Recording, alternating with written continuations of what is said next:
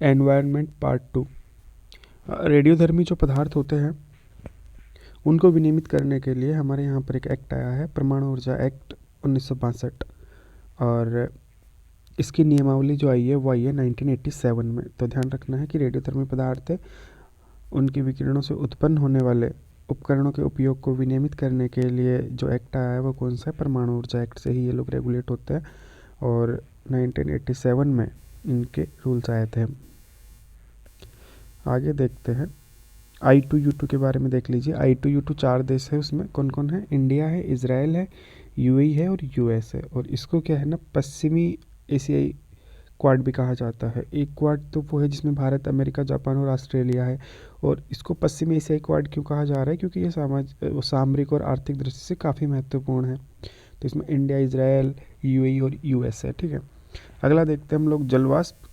और जलवाष्प क्या है ना, जलवाष्प जो ग्रीन हाउस गैसेस होती है उसके प्रभाव में 60 से 70% योगदान कौन देता है, जलवाष्प देता है। तो जलवाष्प का बहुत बड़ा रोल होता है ये ग्रीन हाउस गैसेस का जो प्रभाव होता है उसमें। फिर CO2 है, मतलब 60 से 70% तो जलवाष्प हो गया। फिर जो बचा हुआ जो प्रभाव है उसमें हम देखेंगे तो उसका भी 60% के लिए कौन उत्तरदायी है, उसके लिए उत्तरदायी है CO2।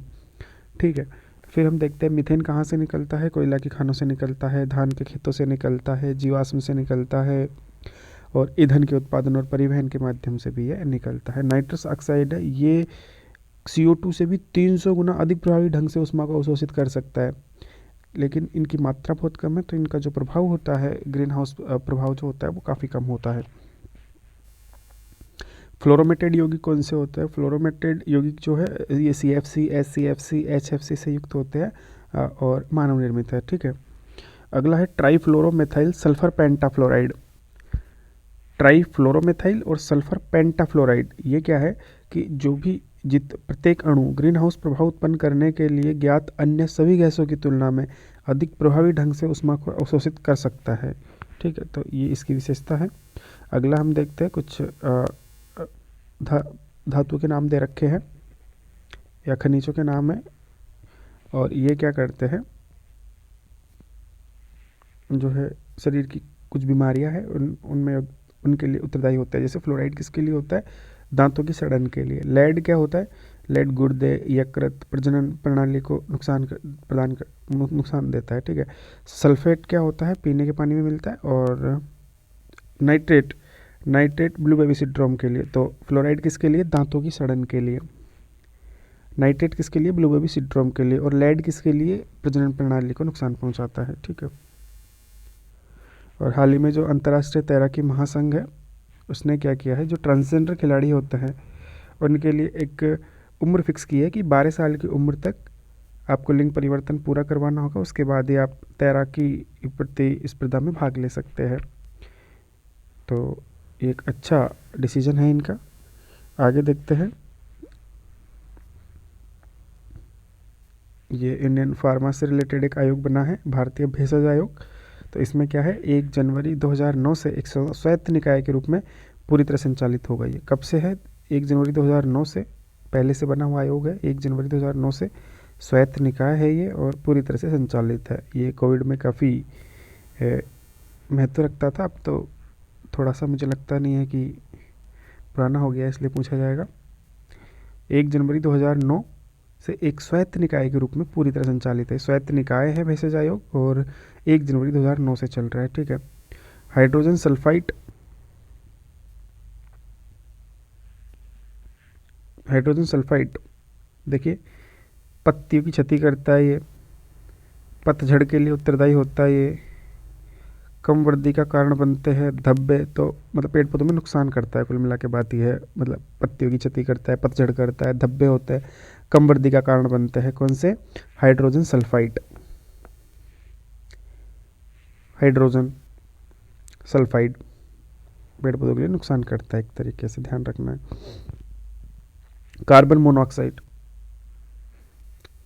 कार्बन मोनोऑक्साइड क्या करती है, पत्ती के गिरने, आकार के छोटे होने, लघुकृत होने, समय पूर्व परिपक्वन, कोशिकीय शोषण में अवरोध इत्यादि का कारण बनते हैं। तो आप देखिए कार्बन मोनोऑक्साइड और हाइड्रोजन सल्फाइड, दोनों पेड़ पौधों में किस किस के लिए उत्तरदायी होता है ये आप देख लीजिए। मतलब एक जैसे काम, पतझड़ पत्ते का गिरना, आकार के लघुकृत होने मतलब कम वृद्धि कर रहा है ये भी, समय पूर्व परिपक्वन को मतलब समय से पहले ही पका देता है पेड़ पौधों को, और कोशिकीय श्वसन में अवरोध इत्यादि का कारण मतलब नुकसान करता है। ठीक है, तो हाइड्रोजन सल्फाइड और कार्बन मोनोऑक्साइड, तो इनकी मात्रा नहीं बढ़नी चाहिए। अगला है यूवी रेस। तो यूवी रोज बी की अपेक्षा छोटे तरंग धैर्य युक्त पराबैंगनी विकिरण पृथ्वी के वायुमंडल द्वारा लगभग पूरा का पूरा अवशोषित हो जाता है। यूवी बी की अपेक्षा, बीटा की अपेक्षा छोटे तरंग धैर्य युक्त पराबैंगनी विकिरण पृथ्वी के वायुमंडल द्वारा लगभग पूरा का पूरा अवशोषित कर लिया जाता है,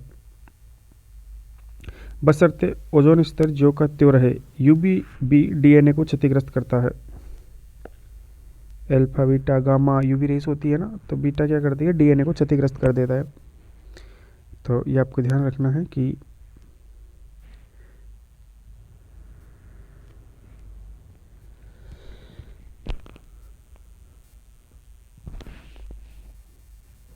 यूवी बीटा जो होता है उसकी अपेक्षा छोटे तरंग धैर्य जो होते हैं, छोटे तरंग धैर्य जो पराबैंगनी विकिरण होती है पृथ्वी के वायुमंडल द्वारा उसको पूरा का पूरा अवशोषित कर लिया जाता है, बशर्ते ओजोन परत ज्यों का त्यों रहे।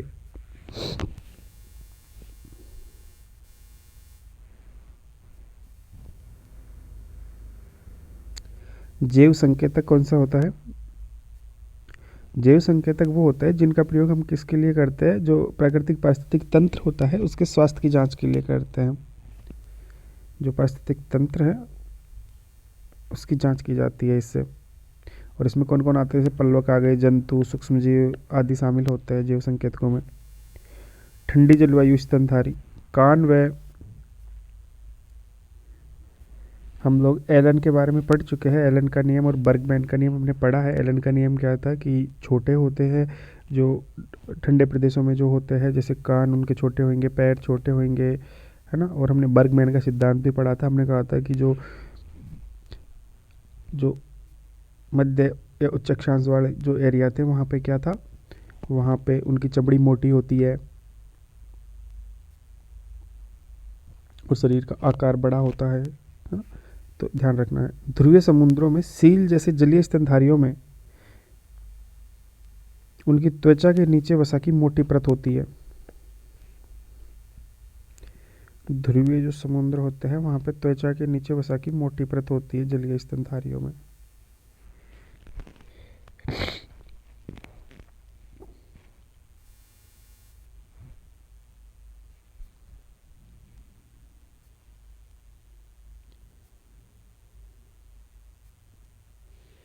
देखिए NMC 2170, कई बार ऐसे क्वेश्चन पूछ लेते हैं कि NMC 2170 क्या है।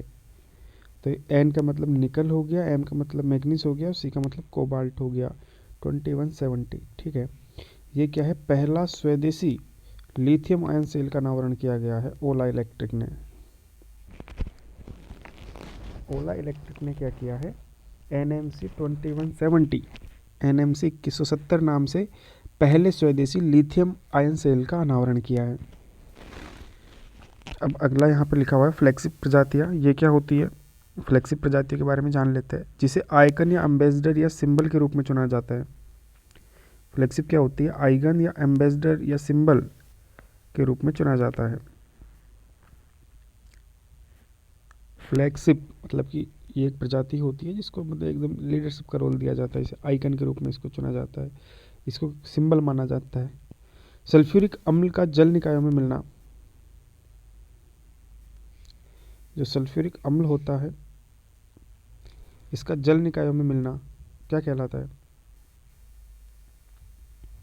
एसिड सोक या स्प्रिंग सोक।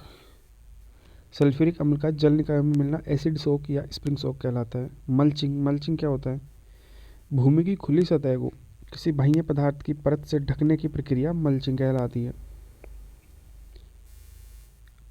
अल्लूरी सीताराम राजू, इसके बारे में हम वैसे तो हिस्ट्री में पढ़ चुके हैं, लेकिन एक बार और बता देते हैं आपको। ये भारतीय क्रांतिकारी है और इनका जन्म आंध्र प्रदेश में हुआ था। रंपा विद्रोह इन्होंने चलाया था और स्थानीय ग्रामीणों द्वारा इन्हें मव्यम विजडू उपनाम दिया था, मव्यम विजडू किसको? अल्लूरी सीताराम राजू को। रंपा विद्रोह, भारतीय क्रांतिकारी, जन्म आंध्र प्रदेश।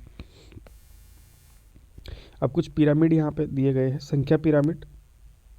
तो ये क्या करता है? प्रत्येक पोषण स्तर पर जीवों की कुल संख्या को मापता है। जीव द्रव्यमान, ये क्या करता है? ये जीव संहति या मात्रा को मापता है। और मृत जीवियों का पारिस्थितिकी तंत्र में कोई स्थान नहीं है। ये विशेष रूप से ध्यान रखना है कि जो मृत जीव होते हैं उनका पारिस्थितिकी तंत्र में कोई स्थान नहीं है। आक्रामक प्रजातियां, कुछ आक्रामक प्रजातियों के नाम दे रखे हैं। लेंटाना, लेंटाना तो अपने माउंट आबू में भी मिलती है यहाँ पे। गाजर घास,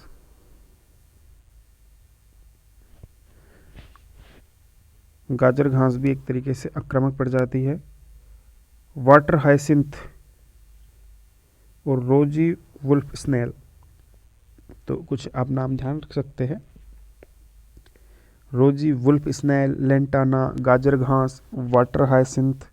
ये क्या है? वाटर हाइसिंथ को आइकार्निया भी कहते हैं। पार्थेनियम गाजर घास का हो गया।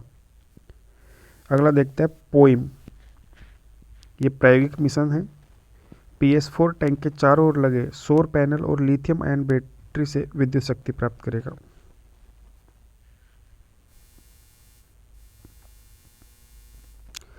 अगला देखते हैं मिशन शक्ति। तो मिशन शक्ति किसका है? महिला एवं बाल विकास मंत्रालय का है।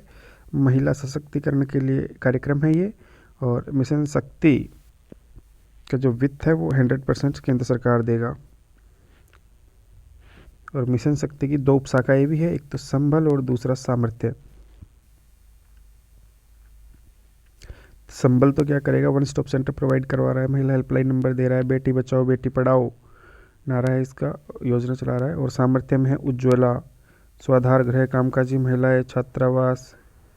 60-40 है इसमें। और यूटी में 90% होगा आई थिंक। हेल्प तो दो शाखाएँ है इसकी भी। तो आपने देखा कि जो ये मिशन शक्ति है इसकी दो शाखाएं हैं। कौन कौन सी? एक तो संबल, एक सामर्थ्य। जो संबल है उसमें वन स्टॉप सेंटर चला रहे हैं, महिला हेल्पलाइन नंबर दिए गए हैं, बेटी बचाओ बेटी पढ़ाओ चलाया गया है। और इसका 100% संबल में तो 100% कौन दे रहा है? सेंटर दे रहा है। और जो सामर्थ्य है उसमें कितना है? 60-40 है। और यूट्यूब में तो 90-10 होता ही आपको पता है। पिवोट, पिवोट क्या है? पिवोट एक AI आधारित उपकरण है जो बहुत सारी चीज़ों में काम में आता है वैसे तो, लेकिन ये कैंसर पैदा करने वाले जीन का भी पता लगाने के लिए है। ठीक है, तो इससे कैंसर का भी पता लगता है। और AI आधारित है और भी कामों में यूज़ होता है पिवोट का। और IIT मद्रास